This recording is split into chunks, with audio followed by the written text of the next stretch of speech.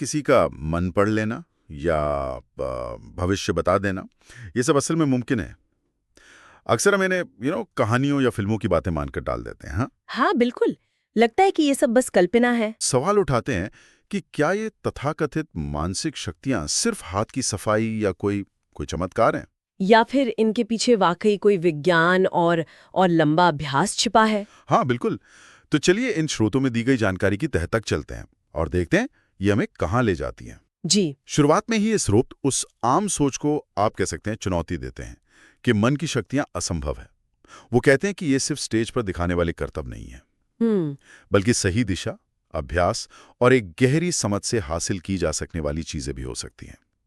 ये थोड़ा थोड़ा चौंकाने वाला दावा है ना? बिल्कुल। और यहाँ सबसे दिलचस्प बात यह है कि जिसे हम कई बार जादू या चमत्कार समझ लेते हैं, जैसे किसी जादूगर का सोची हुई बात बता देना, हाँ हाँ। स्रोत उसे महज हाथ की सफाई से कहीं ज्यादा गहरी चीज बताता है।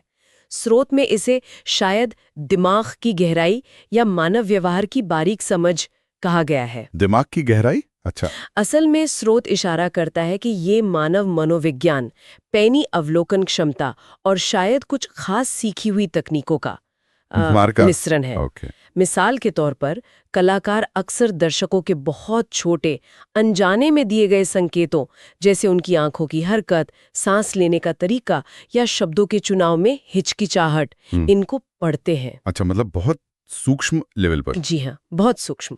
स्रोत बताता है कि ये कोई अलौकिक शक्ति नहीं, बल्कि सालों के अभ्यास से विकसित की गई समझ है। अच्छा, तो ये जो अचेतन संकेत वाली बात है ये काफी रोचक है।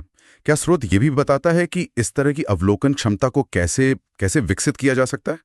हम्म। क्या ये कोई ऐसी चीज है जिसे कोई भी सीख सकता है या ये कुछ खास लोगों तक ही सीमित है? क्योंकि स्रोत शब्द पर स्रोत का जोर है, जैसा आपने कहा। हाँ, स्रोत का एक अहम बिंदु यही है कि ये क्षमताएं काफी हद तक अभ्यास पर निर्भर करती हैं। ये कोई जन्मजात वरदान होने के बजाय एक हुनर की तरह है जिससे तराशा जा सकता है। हुनर की तरह? जी। स्रोत शायद कुछ तरीकों का भी जिक्र करता हो, जैसे ध्यान केंद्रित करने का अभ्यास या लोगों के व्यवहार के पैटर्न को लगातार नोट करना। ये वैसा ही है जैसे कोई संगीतकार रोज रियाज करके अपने कान पक्के करता है। सही उदाहरण है। मतलब अगर स्रोत सही है तो ये तथाकथित मन पढ़ना असल में लोगों को बहुत ध्यान से पढ़ना है।